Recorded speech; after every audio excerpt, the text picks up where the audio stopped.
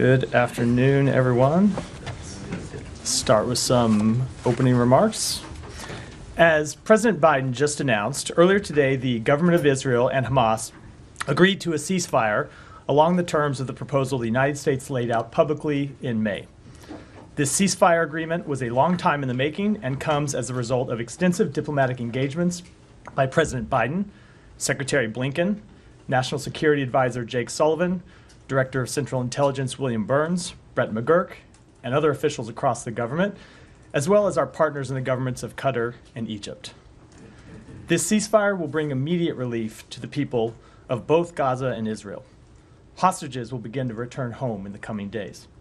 Humanitarian assistance will surge into Gaza. The fighting will stop, and the people of Gaza, who have endured and suffered through so much pain and suffering, will finally be able to start rebuilding their lives. Yesterday, Secretary Blinken set out in a speech 3 imperatives to end the conflict, move towards greater integration in the Middle East, and realize the promise of more durable peace and security. First, a ceasefire. Second, an effective plan for Gaza's governance, security, and reconstruction. And third, normalization between Saudi Arabia and Israel. That provides Israelis and Palestinians the incentives and assurances they need to achieve their long-sought national aspirations. Today, we achieved the first of those imperatives. On the other two, a day after plan and normalization, we are handing over to the incoming administration detailed plans that enjoy a solid foundation of support in the region thanks to our diplomatic efforts. We hope they will seize on this momentum and the opportunity it provides. The ceasefire announced today opens the door to breaking the cycle of violence that has long plagued the region, if leaders there are finally prepared to make the tough decisions necessary. Before walking down here, I watched video feeds from both Gaza and Tel Aviv. And in both places, I saw the same outpouring of joy, of hope that this long and bloody conflict that has left so many dead and wounded and homeless might finally be coming to an end. The United States shares in that hope, and we have worked over the past months to do what we can to make it a reality. This ceasefire is an important achievement, and it is now incumbent upon everyone in the region and in the United States to do what they can to turn it into a lasting peace. And with that, Matt. All right. Well, welcome back. It's been a while. I think someone messed with my podium too. It's a little low. Yeah, it has been a while since I've been here. Yeah, welcome back to the podium, and bye. Matt, I can always count on you to be sentimental, and I thank you for carrying forward that same amount of sentimentality today. If that's it, if you don't want any questions, I'm happy to leave and make it bye right now. Before starting out, I just wanted to say, look, thank you very much for your service and your willingness to be up here every day. Except for the last month. There was a holiday followed by a week when I was on the road with the secretary. So I do think I have a legitimate excuse. Yeah. I didn't enjoy those snow days. I was on the road. Yeah. Right. Anyway, Thank you, Matt. Listen, it's been. I think everyone in this room appreciates it, whether they appreciated your answers or not. Many times not, but it hasn't been easy or necessarily pleasant for anyone over the course of the last 2 years that you've been up there. But it certainly has been instructive, and I think that we can all say that we're glad that you endeavored to be and tried to be, at least honest and transparent about what the administration's policies are and were. So anyway, let me interrupt you just to say thank you. I will offer some thoughts at the end, but thank you for that. And I have always appreciated your questions, even if you haven't appreciated my answers. Maybe not always. I've usually appreciated your questions. I just want to say thank you for what you're doing today and what you have done in the past. Let's start with the ceasefire, and there's a lot of discussion about who actually got this deal over the line. Was it this administration, or was it the presence of people from the incoming administration that was able to do it? I recognize that you guys have pretty much welcomed the Trump administration's involvement in this. Why? Let me say a few things first before I get to the specific question of why we have welcomed their support. The first is that this ceasefire agreement is an agreement that was conceived of by this administration, that this administration traveled the world to garner support for, and that members from Secretary Blinken on down put their credibility behind. There are a number of things I think that went into getting here today, but if you look at the most important, or let me give you two really important factors before I get to the question about President-elect Trump's involvement. I think the most important factor was that after the president laid out this proposal publicly at the end of May, Secretary Blinken and other members of the United States government went around the world generating support for this proposal. And won the endorsement of not just countries in Europe, but countries across the Middle East, Arab and Muslim countries across the Middle East that said they supported this proposal. It won the endorsement of the United Nations Security Council. And what that did is it left Hamas isolated and alone. And I can tell you that we began to see a weakening of Hamas's position after that diplomatic campaign that we executed. The other thing that I think was critical to getting us here today is Hamas finally realized that the broader regional war that they had been hoping to achieve since October 7th, the broader regional war that was part of their original strategic effort, that they weren't going to get that their allies in Hezbollah were weakened and decimated, that Iran was not going to come to their aid, was not going to launch a full regional war, and that was to some extent because of the work that the United States did to prevent that from happening. And that the fall of Syria showed that one of their last allies was, the fall of the Syrian regime, I should say, that one of their last allies was erased from the map. So I think you add those things together, you had in Hamas, first, a terrorist organization that was isolated, and then it eventually left realizing that it really had no choice but to accept a ceasefire because the strategic goal that they wanted to achieve for so long just wasn't going to happen. Now, when it comes to the involvement of President-elect Trump's team, it has been absolutely critical in getting this deal over the line. And it's been critical because, obviously, as I stand here today, this administration's term in office will expire in 5 days.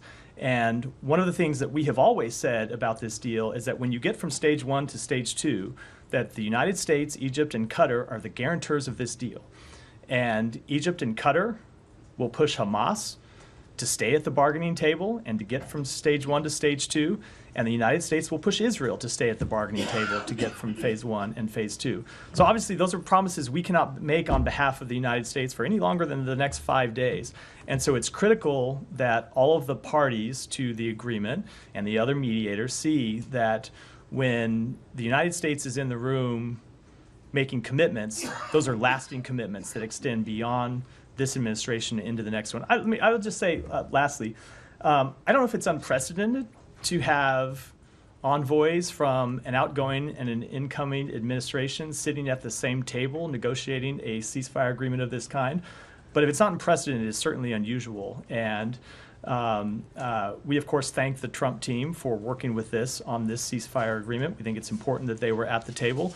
And I think it shows that when Americans are willing to work together across partisan lines, as we were willing to do on this occasion, because it's in the national interest of the United States, there's a lot that we can get done. So as you know, over the course of the last year, as this has been being negotiated, getting from phase 1 to phase 2, which is critical, has never been guaranteed. And in fact, a lot of people don't think it will ever happen. Yeah.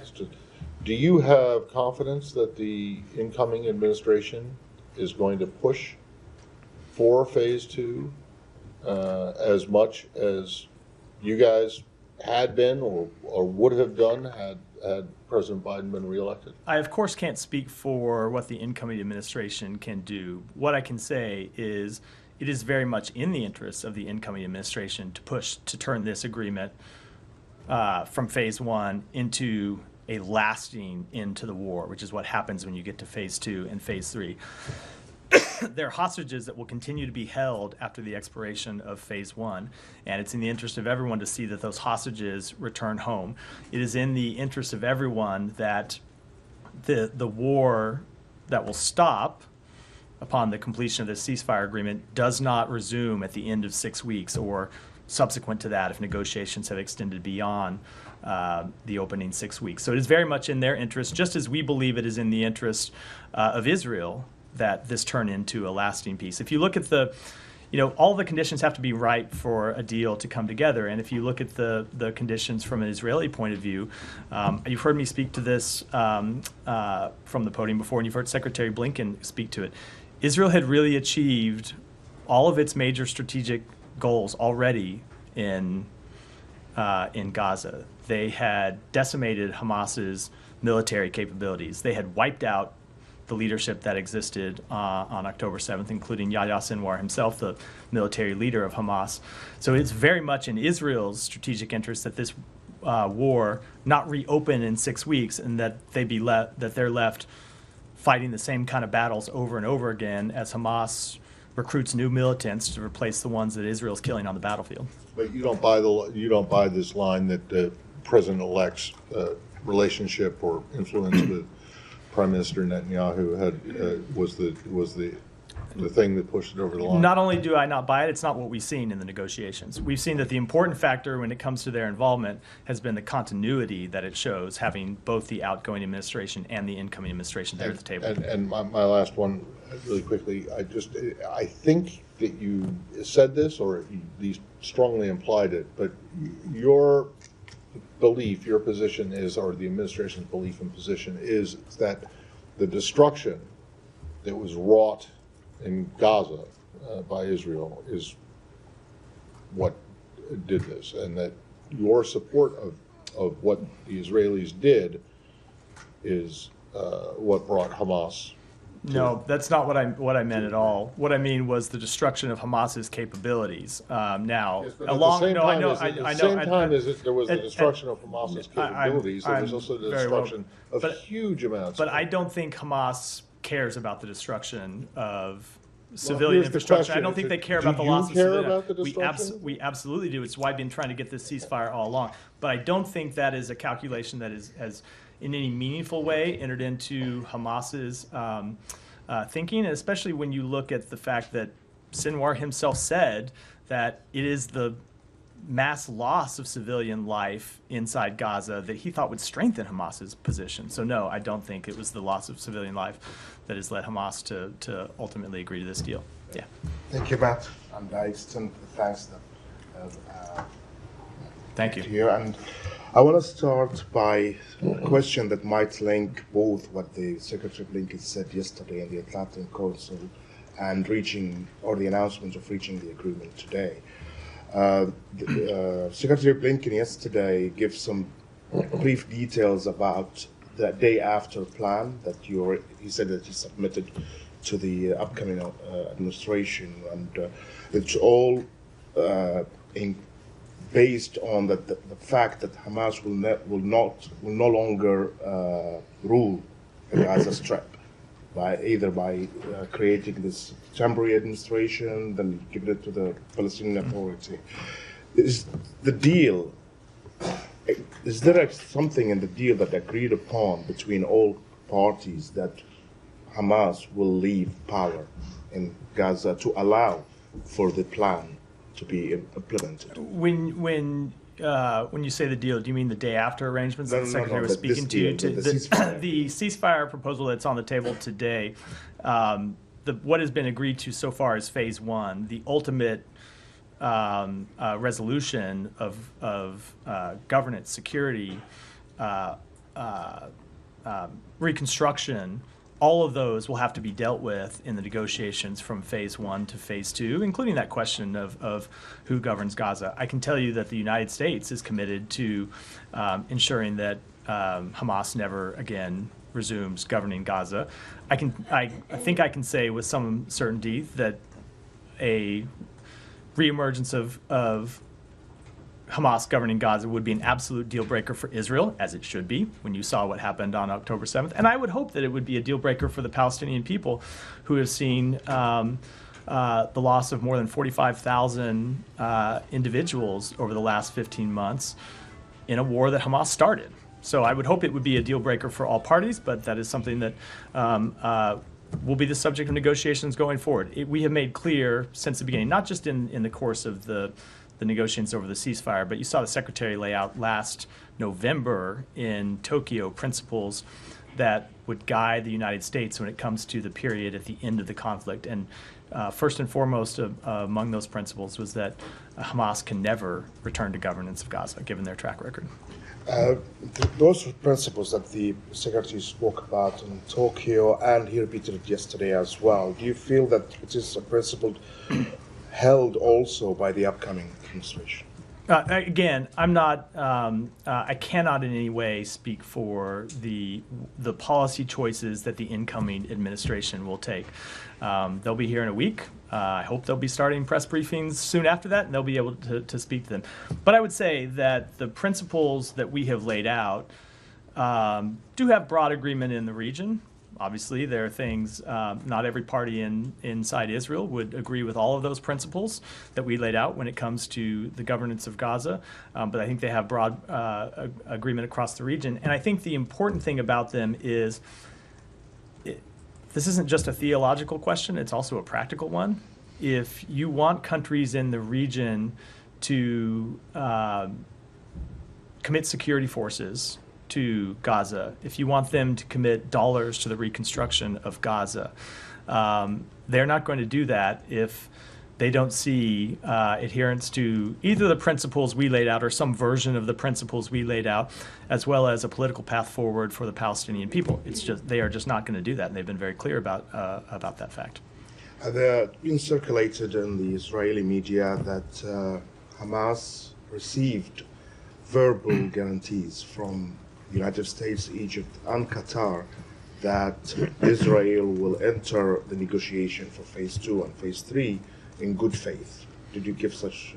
We have made those assurances publicly for some time that we obviously we can't speak for another party. We can speak for the United States. We have made clear publicly since the president laid out the proposal in May that we, as one of the guarantors of the deal, would push Israel to enter those negotiations in good faith, and that if the end of phase 1, the negotiations for entering into phase 2 hadn't been concluded, that we would push for those negotiations to continue. And one of the particulars of the agreement stipulates that if you get to the end of phase 1 and negotiations are ongoing, the ceasefire continues as long as those negotiations are ongoing. And I can speak only for this administration and say that we were committed to ensuring that those negotiations would remain ongoing as long as was necessary to get a deal. Obviously can't speak for the next administration, but I think it would be very much in their interest as well. My last question, if you don't mind. President Biden, in his speech a few minutes ago, said that the United States now will resume and push for aid to go into Gaza because of the ceasefire. Do you have any practical plan? How many trucks, et cetera, et cetera, et cetera? We are looking at a massive infusion of trucks somewhere. Hopefully, it won't happen overnight, but we want to get up to over 500 trucks a day. Excuse me, that come into Gaza. And the critical thing that we believe the ceasefire unlocks is a real solution to that last mile distribution problem that we have had, that humanitarian organizations have had in Gaza. Because it is not just a question of getting trucks and getting assistance to the gates into Gaza, it's getting them delivered beyond Gaza. And it's been very difficult because of the security situation on the ground. And we really do believe that a ceasefire unlocks the potential to massively surge humanitarian assistance into Gaza. And we have been working with humanitarian partners over the past few months to ensure that they are ready to surge that assistance as soon as a ceasefire is implemented. Thank you. Yeah. Thanks. To echo what Matt said, obviously, thanks for. I know it's not an easy job. I know you've received lots of criticism for some of your responses, but thanks for coming here. Really? Really? But thanks for coming here every day. You didn't have to come every day, so we do appreciate you Thank you, Sean. Taking our questions. Thank you. And always being diplomatic with us. Can I ask you, though, you mentioned that there's continuity with the Trump team. That was the main thing that they established. But the president laid this out in May. So what's happened since then? I mean, obviously, you mentioned the changes in the regional situation, but is there any regret? I mean, thousands of people have died since May. I mean, couldn't this deal have been reached earlier then? I think a few things have happened. Number one, there have been events that have led to, there have been times where we have been close to getting a ceasefire agreement, and events have led to a delay in negotiations. And sometimes even events that we don't object to. For example, after the killing of Yahya Sinwar, something that the United States very much supported, that delayed negotiations for weeks, well over a month, because Hamas was not in any position to make decisions. They didn't have a governance structure set up. They didn't have a way to decide on how to deal with ceasefire proposals. You've had other incidents where at various times the parties push new proposals onto the table that led to things. So there have been some things that have been kind of just the back and forth negotiations. Sometimes have been larger events in the region. But I think the fundamental thing that has shifted, two things that have fundamentally shifted, one really on each side. So on the Hamas side, as I said in response to Matt's earlier question, they very much have realized over the past few months that there was no hope of getting a broader regional war. And I can tell you at various times when we thought we were close to an agreement, there have been events that I think rekindled that hope inside Hamas's leadership that they would get that war. So, for example, when you saw the direct exchange of fire between Israel and Iran, something that was unprecedented, we saw Hamas pull back from the negotiations because in our judgment they thought this may be the time that we get the outbreak of war and so we don't have to agree to a ceasefire. When you saw the escalation of hostilities in September and October between Israel and Hezbollah, Hamas at the same time was pulling back a little bit from the negotiations, I think, to wait and see how that conflict played out, to see whether it was actually in their interest. So that's what you had on the Hamas side. On the Israeli side, over time, you've seen them meet their overall strategic objectives. And so once they had killed Yahya Sinwar, that really realized the last strategic objective they had because they had already decimated Hamas's military leadership. And so the conversation that we have been having with them is, without a ceasefire agreement, you are going to be in a version of Groundhog Day, where you go back in every day to fight Hamas militants, and you kill a certain number of militants, some of them low level, and those militants are replaced by others. You heard the secretary say in a speech yesterday that we assess that Hamas has now recruited nearly as many militants as Israel has killed since October 7th. So this becomes a bit of a never-ending problem for Israel, and so I think they ultimately made the judgment that the only way, as we have been telling them, for them to get their hostages home and actually achieve lasting security that suits their purposes was to sign up for this agreement as well. Just to pursue that, I mean, throughout this, over recent months, the secretary himself has repeatedly said that the holdout is Hamas. I mean, now that it's not over and done, but now that it's at this point, the administration is on its way out, is that still the stance that Hamas was the holdout? Or obviously, the Israeli government has very messy coalition politics, and the far right parties there. Hamas has far and away been the chief obstacle to concluding this agreement, and that's been true especially since August or so. Now, there have been times that Israel has introduced new conditions and new proposals that have made it more difficult to get an agreement. Just as Hamas at times has introduced new conditions and new proposals that made it difficult to get to an agreement. But that fundamentally is what a negotiation looks like. You expect parties in a negotiation to put forward proposals, and people can debate whether sometimes one side or the other overplayed their hand. There certainly have been times that we went to the government of Israel and said, we think that you are pushing too hard, and we want you to back down. But I will say, really, for the past 5-6 months or so, it has been Hamas that at first was unwilling to negotiate, and then for a while unable to negotiate. So after this period in August, when we thought we were getting really close, close to a deal in July, and then in August, we saw Hamas at around that point just decide that they weren't going to negotiate off of their position anymore. They had a position and they weren't going to budge. They weren't going to move at all. And we were still at the table. Israel was still willing to be at the table. Hamas wasn't. And that continued for some period of time. And then you had this period of time where Hamas, because of the death of Sinwar, wasn't able to really make decisions and could have conversations but couldn't negotiate in any kind of meaningful way. So when you hear us say that Hamas has been the prime obstacle to accepting the deal, that is very much what we have meant. It's very much been accurate. Just one briefly before I pass on. You mentioned this, a red line for Israel, of course, will be no future Hamas governance in Gaza. Hamas agreeing to this. So do you think that effectively they've recognized this, that they've recognized they have no political future in Gaza? I wouldn't want to speak for them at all, obviously, but I think when you look at opinion across the region, it is not just the conclusion of the Israeli government that Hamas has disqualified itself from leadership. Disqualified is not the right word. Obviously, the Israeli government would have never thought Hamas should run Israel in the first place, but that Hamas can play no role at all in the future of Gaza.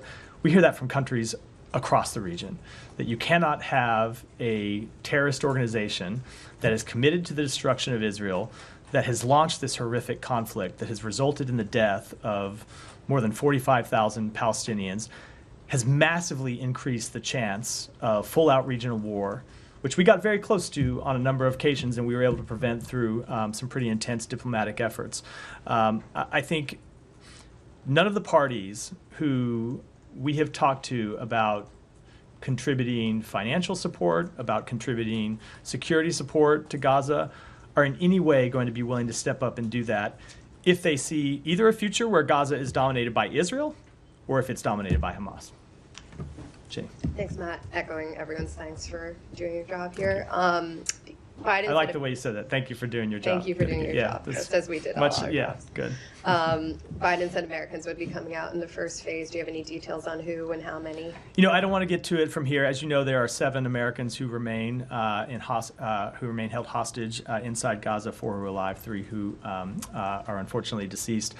We will have that information coming or available in the coming days, but I want to make sure we are able to have the conversations we need to have with all those families about those details before I talk about them publicly. But we will make that available in the coming days. And it's still the presumption that those 3 are alive. When was the last time there was any update on their conditions or whereabouts within Gaza? There is still the presumption that they are alive. We have we have differing levels of information with each of those. But that's information we communicate about with the families, and I don't want to speak to that publicly. And then on the humanitarian surge, how is that going to be distributed? What is the assessment on the level of destruction just on the infrastructure within Gaza? How do you intend to get that level of aid in? Will there be any reconstruction component to assist with the aid distribution? So the reconstruction is not something that happens in phase 1. That will happen later in phase 2 and phase 3 of this plan. Phase 1 is really just a stabilization and recovery before you can even get to reconstruction. But the aid will be distributed through our humanitarian partners, largely the UN agencies that are there on the ground, and other nonprofit, non-governmental organizations who are working. A lot of that aid infrastructure has been destroyed, is our understanding. So how do you intend to be able to distribute? There are so that's true, but there are still warehouses that exist in Gaza that are functioning now. Some of the warehouses that exist haven't been destroyed, but aid organizations haven't been able to get to them because of the security situation. We think they'll be able to turn those warehouses back on. We believe they'll be able to surge the number of trucks that go in and the number of trucks that move around. For the specifics of that, I would of course defer to the aid organizations who are expert in how to do this. But in all of our conversations with them, they are confident that they will be able to massively increase the amount of humanitarian assistance that gets in once the ceasefire is implemented. And then the last question, do you anticipate any travel now that this ceasefire agreement has been announced? By the secretary? No, I do not. No, I do not. We still have 5 days, so I can't rule anything out, but no, I do not as I stand here at 3:15 on Wednesday. Daphne. Just want to echo everyone. Well, and so thank you're saying it's possible? I'm saying there's a chance, Matt. I'm saying there's a chance. But I do not anticipate it, but there's always a chance. Thank you for taking our questions every day. Very course. much appreciate it. To follow up on the aid, you mentioned some of the challenges, and we've heard that critical details of the aid surge are still to be worked out and were due to be discussed in Cairo on Thursday. Will the U.S. be part of those conversations? We will be a part of those conversations. I don't have an update on who will be attending, but we very much have been a part of the humanitarian assistance efforts from the beginning of this effort and will continue to be. And then security arrangements for the delivery of aid is one of the most difficult issues. Are there security arrangements that are already agreed for this surge of aid, or does that still need to be worked out? There are broad agreements that we have worked out with some of the humanitarian partners. There are details that we still have to work out. And of course, some of this will happen as the aid organizations have more freedom and flexibility to move around Gaza in a way that they haven't been able to in the past 15 months, where they will be able to, I think things will look, a week or 10 days from now will look very different than they have over the past 15 months, just based on the situation inside Gaza. So I'm sure that there are things that they have looked at, that they have planned, that they'll need to adapt once they're able to move around more freely inside of Gaza. Can you say which parts have been agreed? No, I can't get into that level of detail from here. Is there anything you would like to see in terms of the security arrangements? We want to see that, just speaking broadly, we want to see that humanitarian workers are protected. We want to see that they can go about their jobs free from harm, free from violence, that they are not put in harm's way either by members of Hamas who will still be inside Gaza and who still, of course, have access to weapons inside Gaza, or by gangs and looting that we have seen be an impediment to the delivery of assistance over the past few months. But with the specifics of that, those are conversations we'll be having directly with the humanitarian groups. Thank you, Matt. It's been an extraordinary year and 4 years, and I think it's been pretty full on since the year 2016, actually, but congratulations to making it to the end of your run. Thank you. I wanted to ask this again. We've been asking about the incidents of Israel's activities in Gaza that are being investigated by people in this building. Are you confident that the conclusions of some moving forwards to the next administration? Is there anything that this building's doing to shore up to make sure that those conclusions come to light? So we continue to work to reach definitive answers with respect to a number of the incidents that we are looking at. But I can tell you that the obligation that the State Department has to investigate potential violations of international humanitarian law through the use of U.S. weapons are not obligations that expire on January 20th. There are obligations that carry over from this administration to the next administration. So we would fully expect that the next administration would carry out its duties under the law. There are a number of potential incidents that we have been looking at. You've seen us issue a report where we went into detail how we are looking at these, the fact that we do believe it's reasonable to assess that there have been instances in which Israel has violated international humanitarian law or its commitments under Israeli law. But we have a number of incidents that we're looking at, and if those aren't finished between now and Monday, there are obligations that continue on into the next administration. And on that report that you mentioned, that you're talking about the NSM there, is it your hope that U.S. officials and also indeed foreign journalists will at some point be allowed to go back into Gaza and be able to provide evidence and information that was perhaps lacking when putting that report together? Certainly. We have wanted foreign journalists to be able to get into Gaza already. It has been long our position that journalists should be able to operate inside Gaza. I know it's dangerous. I know it puts journalists at risk, but we have heard journalists say they want to face that risk and go in and bring the truth to light, and we support their efforts to do so. But certainly we would want them to do so. And I can't speak to, when it comes to the position of U.S. personnel, I don't think I should speak to that, given that it's going to be I don't want to speak for the next administration. The ceasefire goes into effect on Sunday. The new administration takes office on Monday, so I don't think I should try to speak for them. But certainly I can say on behalf of this administration, we would want to be able to do anything we could to gather facts about potential violations of international humanitarian law. And last question on what the Secretary laid out about the day after plan. Yeah. Do you have any more specifics about who, or if there are any parties that are willing to step forwards and help with the de-radicalization in Gaza, or are you just hoping that's something that will become clear if this succeeds? So we have had conversations with a number of our partners in the region about that. I don't think the countries are any secret because the Secretary has talked about his work on the day after as he's traveled around the region and met with these partners. I don't want to, there are different partners that have spoken about different aspects they'd be willing to contribute at different phases of this process. So I don't want to speak to them publicly, largely because the plan that the Secretary laid out, we found got broad support, but there were still details that needed to be agreed. And it was always our assumption that if we got to phase one, it was during phase one of the agreement that you could really force agreement on the day after plan, because it takes bringing about a ceasefire to focus the mind on what comes next and to drive agreement on what comes next. And so we were really looking for this opportunity to drive real agreement on turning those broad strokes into implementable plans. So what we're going to do, as the Secretary said yesterday, is take those plans and turn it over to the incoming administration. We've already had conversations with them about them. It is our hope that they will pick them up and run with it, but of course those will be decisions for them to make. And if they don't, I do believe that there are countries in the region who are going to want to step up, who are not going to want Gaza to be a source of continued suffering and pain and instability to the broader region. Saeed. Thank you. I want to thank you for your time at the podium and for every time calling on me. I never felt that I'm entitled to it, so I sincerely thank you for calling on me all the time. Of course, Saeed. Enjoyed our exchanges. During a tough couple of years, so to speak, in terms of topics that we have discussed. Let me ask you about, of course, the ceasefire. Now, it goes into effect on Sunday. That's 4 days from today. Is there anything that could stop the Israelis from bombing places in Gaza?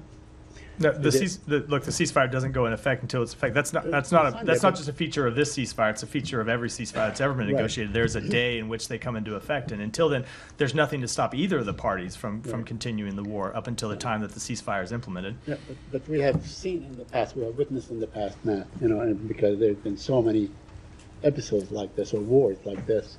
We've seen the Israelis go at it until the very last second. Do you expect them to go at it until the very last second? Or would you call on them not to do that? I'm not going to speak for what they may or may not do. We want to see this ceasefire implemented, and that's what we're focused on. Because as I said in my opening remarks, it does have the chance to finally bring enduring peace and stability, not just to Gaza and to Israel, but to the broader region. Now, looking back, do you feel that this administration or this State Department has done everything it could to bring this thing to an end, to stop the suffering, to stop the killing of Palestinian children, men and women and so on? Yes. Do you feel that there was a time that you could have probably, put your foot down, so to speak, the foot of the United States of America? Yes, I absolutely do. And Saeed, I think that I'm answering his first question about do we believe that we've done everything that we can? Yes, I absolutely do. And Saeed, I think one of the things that we have always been focused on in trying to get a ceasefire over the line is not just to get a ceasefire for a ceasefire's sake, but to get a ceasefire that would be enduring. We don't want to see a ceasefire that breaks down in 2 weeks or 4 weeks or even a year. We want to see a ceasefire that sets the stage for lasting peace between Israelis and Palestinians. And so it was important that we get that kind of ceasefire, and that's what we have put our efforts from day one into achieving. It is also important, Saeed, when you look at our overall policy, that we prevent the region from really tipping into all-out war. And when you look at the things that we laid out from day one, and this really goes back, you look at the things that the Secretary said the day after October 7th at the objectives that we were going to try to achieve. It was important that we continue to show that we are committed to the defense of Israel so that its enemies across the region did not see this as a moment of division and a moment of weakness when they could attack Israel and really plunge the region into the type of war that, as awful, as horrible as Gaza has been, would have extended that pain and suffering from Gaza into places all across the region. So that has also been another chief objective of our policy. But Matt, when all is said and done, the real cause of all these conflicts, all these wars that happen from time to time, is the fact that the Palestinians continue to suffer. They have been displaced for 76 years or more, 78 years. So there was a great deal of talk, rhetoric, about a Palestinian state, about finally the Palestinians living in dignity, allowing them. I think it was this administration or this Secretary of State that talked about the need for Palestinians to live in dignity and to have the same opportunities as Israelis and so on. What have you done to bring this about, to make it real, to set the road for this to at one point to come about? Let me start by addressing something you said in the run-up to your question about the suffering of the Palestinian people. One of the things that really has marked this conflict, let me put it this way. If you looked at the speech that the parents of Hirsch Goldberg gave back last August, I think it was at the Democratic National Convention, where they spoke about how there is a surplus of suffering across the Middle East. It's absolutely true. We have seen Palestinians suffer long before October 7th, and of course have seen them bear the brunt of this conflict. Palestinian civilians who did not start this conflict but have suffered the brunt of it. We've seen the hostages bear tremendous pain and suffering, and their families. We, of course, the 1,200 people who were killed on October 7th inside Israel. As Hirsch Goldberg's parents have said, there has been a surplus of suffering. And we do fundamentally believe that the failure to realize the aspirations of the Palestinian people is one of the main drivers of instability in the region and one of the main drivers of suffering. And so I would urge you, Saeed, to look at the speech that the Secretary gave yesterday, where he talked about exactly what we have done and to unlock a political path forward for the Palestinian future. There are 3 stages that we see that are important to get to finally realizing a Palestinian state. 1 is a ceasefire, and we got there today. 2 is a day-after plan that starts to rebuild Gaza.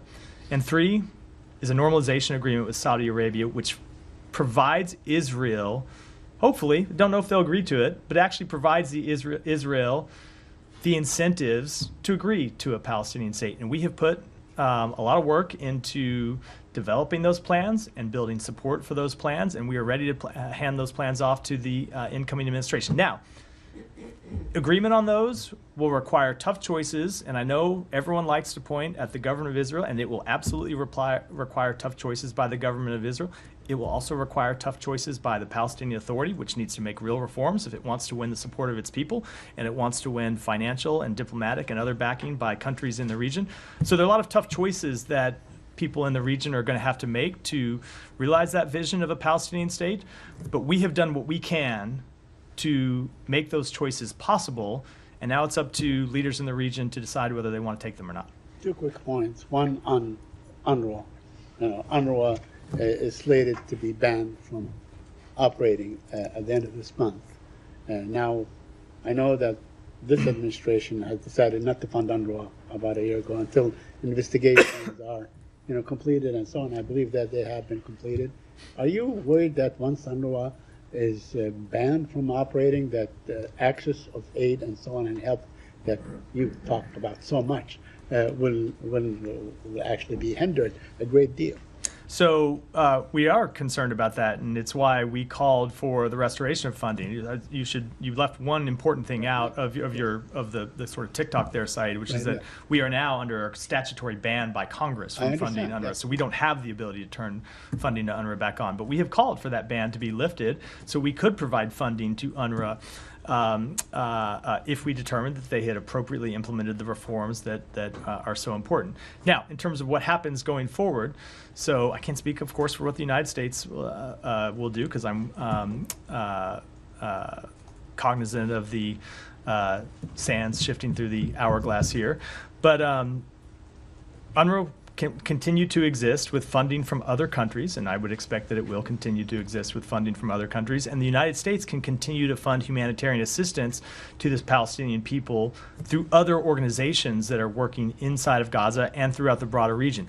Even after the United States suspended its funding for UNRWA back, I believe it was in the spring of last year, we have continued to be the chief funder of any country in the world for humanitarian needs for the Palestinian people, and we have done it through sources other than UNRWA.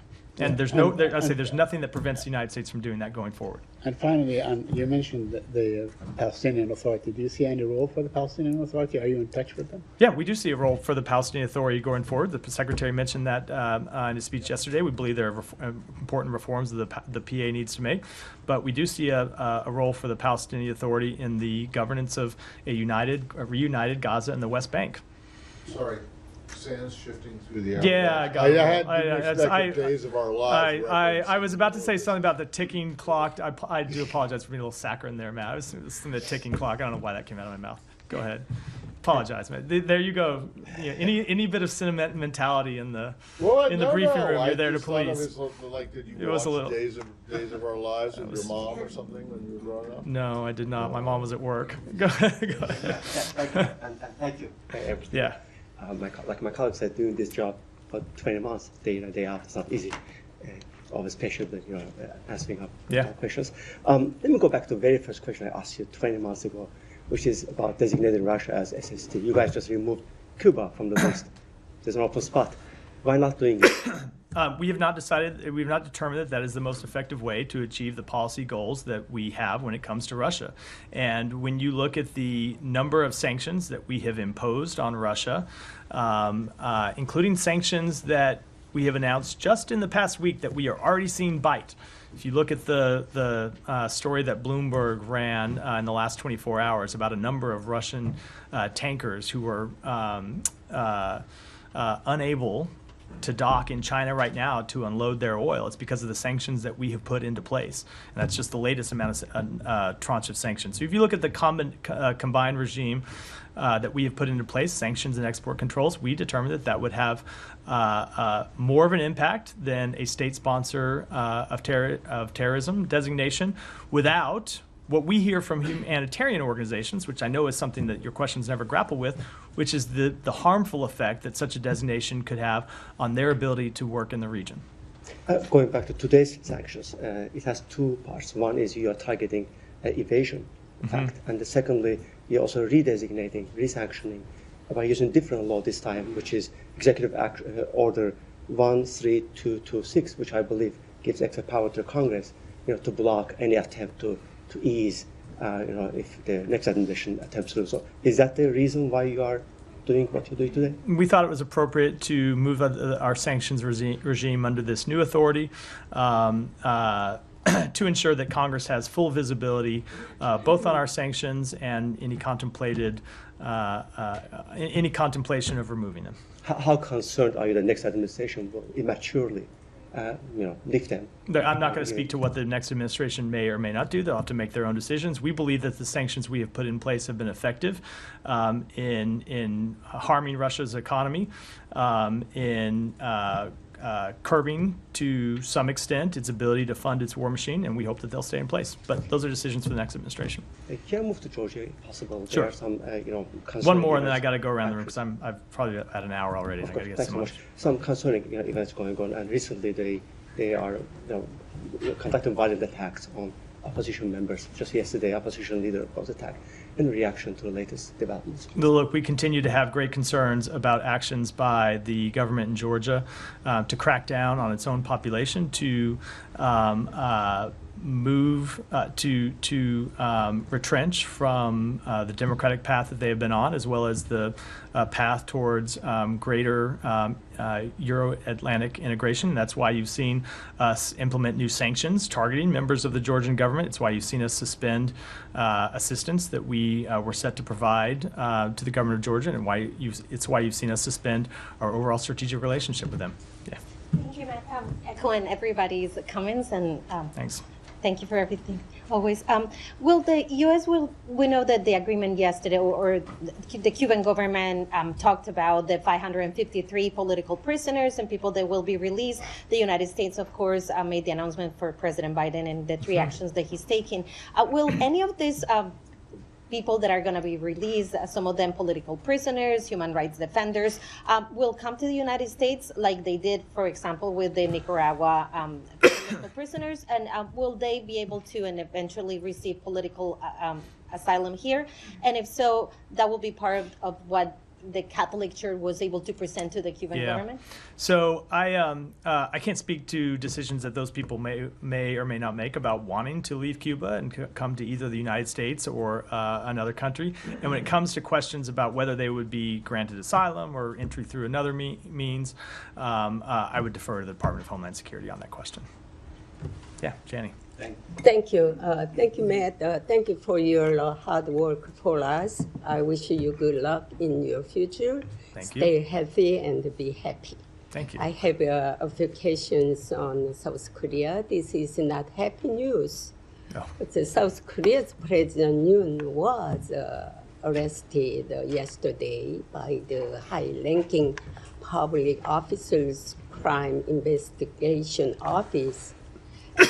Executed the arrest warrant for President Yoon in an illegal rather than a legal manner. And the South Korean citizens are very disappointed in this action. Do you think the execution of this illegal arrest warrant violated the rule of law? So I'm not going to speak to a question about how South Korean law is interpreted. That is fundamentally a question for the South Korean courts, and we think all of these questions ought to be answered and in accordance with South Korea's constitution and the rule of law. I can tell you that I was just in South Korea with Secretary Blinken last week. We met with the acting president. We met with the foreign minister. We met with the Speaker of the National Assembly. And I can tell you that one of the things that we saw firsthand in Korea was the country's democratic resilience at work. And I think you heard the Secretary speak to this. You know, every country at times faces tests to its democracy. We have faced very real tests to our democracy here in the United States. We've faced direct assaults on our democracy here in the United States. And what's important is how a country responds to those tests of its democracy, and what we have seen is South Korea respond to those tests in a way that illustrates the strength of its democratic foundation. What do you think the Biden administration has been successful in its diplomatic and security relations with South Korea? And what do you think is the most regrettable, and if there is one thing you would like to recommend the incoming administration, what would it be? So I think when it comes to Korea, the Secretary identified at the President's direction very early on that his primary objective needed to be to rebuild and restore some of our democratic or some of our alliances and partnerships that really had been frayed in the 4 years before we took office, and set about on a diplomatic campaign to do just that. And his first trip was to South Korea and Japan. And over the course of this administration, you have seen us bring together South Korea and Japan in a way that I don't think very many people thought possible, and it is a great foundation for security in the Indo-Pacific. And if there was anything I would commend to the next administration, it's to take that trilateral partnership and to build on it. Go ahead. Thank you, Matt, for your work and for taking our questions every day. I wanted to quickly follow up on Camilla's question regarding Israel's assessments of Israel's conduct. In addition to the ongoing assessments at the State Department, there have been many investigations you urged Israel to conduct, such as, the case of Ayşenur Ezgi Egi. What will happen to these investigations? And Ayşenur Ezgi Egi's family was here last month demanding justice and answers. will you be able to provide them with answers they were looking for before the January 20th? So I don't know the answer to the question because it fundamentally depends on Israel finalizing the results of its investigation. But the obligation to deliver justice for an American citizen, the obligation to provide answers to an American citizen, that's also not one that expires on January 20th. The incoming administration will have the same obligation to speak up for American citizens, to try to find answers for the families of American citizens, to try to drive changes to protect American citizens overseas. They have that same obligation that we do. And so if we don't get the final results of that investigation between now and next Monday, and I can tell you if we do, we will provide that to the family as we committed to do. But if we don't, I would very much expect that when that investigation is finalized and completed, that it's transmitted to the incoming administration. And I would certainly hope and expect that they would treat Aysenur Egi's family with the same duty of care that we have brought to the situation. It's a fundamental obligation when it comes to the treatment of American citizens. Yeah. Yep. Thank you, Matt. I'm echoing the kind words of my colleagues to appreciate your work. I know it's very hard to be aware about all the events and having knowledge about events around the world, including my region, Kurdistan region. So with that, I'm asking. Here we go. Yeah, I'm asking two questions about the Kurdistan. Today, Victoria Taylor, was in Kurdistan region, and she met with the Kurdish officials, including the Kurdistan president. So what's the purpose of this visit, and why at this time? What she has discussed with the Kurdistan president? So I can tell you that Deputy Assistant Secretary Taylor was there for diplomatic conversations focused on IKR stability and security.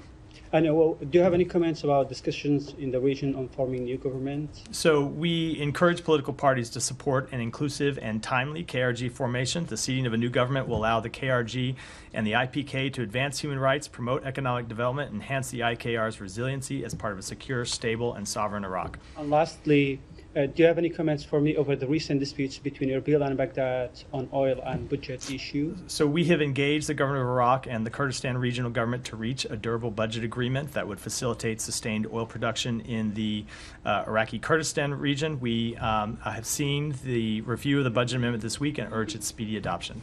Thank you so much. Thank you so much, Matt. And thanks. Like all my colleagues have said, thank you for the work that you've done over the last few years. It really is truly appreciated, and congratulations on the deal today. I want to circle back to Saeed's first question, which is, as you look back at the last 8 months, you put this deal together 8 months ago. Yeah. As you see perhaps the efficacy of how Trump's team interacted with Israel over the last few days, are there not any, if not regrets, kind of reconsidering where you could have pushed harder? So that's just not what we've seen. I can tell you, as a party to these negotiations, and I think it's a fundamental misreading of the situation. It has not been Israel that has been the intransigent party that has kept us from getting to a deal for many, many months. That's not to say that Israel agreed to every condition that was put forward by Hamas, that conditions that were put forward by us. Of course they haven't. It's a negotiation, and you wouldn't expect them to. But it has been Hamas fundamentally that has been unwilling to agree to a deal, really going back to August, and at times was even unwilling to negotiate. And then, as I said, times they were unable to negotiate because they didn't have a leader in place. So it is not because of pressure that we have seen brought to bear by any party in the government of Israel the last few days that has gotten us to a deal. We think it is the fact that Hamas found itself in an incredibly weakened position, that its fighters needed a chance they needed a ceasefire, they needed a break in the fighting, and that ultimately, as I said earlier, they saw that no one was coming to their rescue. They weren't going to get the war that they were hoping to, that led them to finally agree to reach an agreement here. Now, of course, it has been helpful, as I said, to have the Trump team right there alongside with us to ensure that the commitments that we make on behalf of the United States will be enduring ones, but it is in no way what we have seen that has been pressure brought to bear by their side that has been had the decisive impact here. But excuse me, but I'm going to go ahead. Are you saying that the ceasefire deal is basically just giving Hamas fighters a break? No, I'm saying that's what you just suggested. I'm saying that that is why certainly they will have a break from the ongoing fighting that they have been involved in, and that we believe that's one of the reasons why they agreed, is that they have been getting pounded for months and months and months. Some in Israel, particularly on the right, the far right of Netanyahu in Israel, think that this is a bad deal because it does give Hamas a break and a chance to regroup. Are you saying that that's... So it does give them a break, and what we are committed to, and you've heard us speak to this before, is ensuring that they cannot regroup. And we think the key to ensuring that they cannot regroup is that they are replaced by something else. We believe that it is the perpetuation of fighting that actually leads them to recruit more fighters, as the secretary said yesterday. Of course, this gives them a break from the fighting. That's what happens under a ceasefire. But we believe the solution to replacing Hamas is to ultimately find a political path forward. Excuse me, for the Palestinian people. Go ahead. Go ahead. Go ahead. Thank you. Thank you for. I'd ask you not to interrupt your colleagues. Go ahead. Thank you, Matt. Thank you for your dedication and service. I lost my voice. Sorry for that. I have the same here. I'm about to have to close the briefing. I'll try to. Thank you. What measure is the U.S. government considering to support and safeguard fundamental rights in Bangladesh, particularly in response to recent threat by reformist student leader against writers and intellectuals who oppose their views, amid raising concern about intimidation and authoritarian tendencies in Bangladesh? So we have had a long-standing, consistent policy when it comes to Bangladesh that we want to see democratic and human rights upheld in the country. That was our position under the last government. It remains our position under this government. Thank you so much. Last question. On judicial influence. What is the U.S. government position on allegation of judicial influence by Dr. Yunus' interim government, including claims that cases against him were released or vacated by the court, and he secured tax relief for the next 5 years for his business, like his Grameen Bank? What is I don't have any specific reaction to that. We want to see those matters handled consistent with the rule of law. And let me stop you there. I'm going to wrap. I think before either Saeed or one of us continues coughing. Thank you. Into a coughing fit here. I was doing the same, so I'm there with you. Let me just close since this is my last briefing, and you've all been so gracious as to thank me, with a couple of thank yous of my own. First of all, I want to thank the team from the spokesperson's office, the press office, and the rest of Global Public Affairs who make this briefing come off every day. They do a lot of work behind the scenes that is absolutely essential to the functioning of this operation, and I am deeply grateful to it. Second, to the teams from bureaus across the department who have the unenviable task of briefing me every day before I come out here to take your questions. To the extent I know anything about what's happening in the world, it is largely because of them, and I will miss the opportunity to work day in and day out so closely with them. And then finally, I want to thank all of you in the press corps who are here in this room and those who aren't here today. It has been an incredible honor for me to stand here on behalf of the United States every day for the past nearly 2 years and take your questions. And it's very easy to get caught up, I think, in the back and forth of this daily briefing and forget just how unusual it actually is.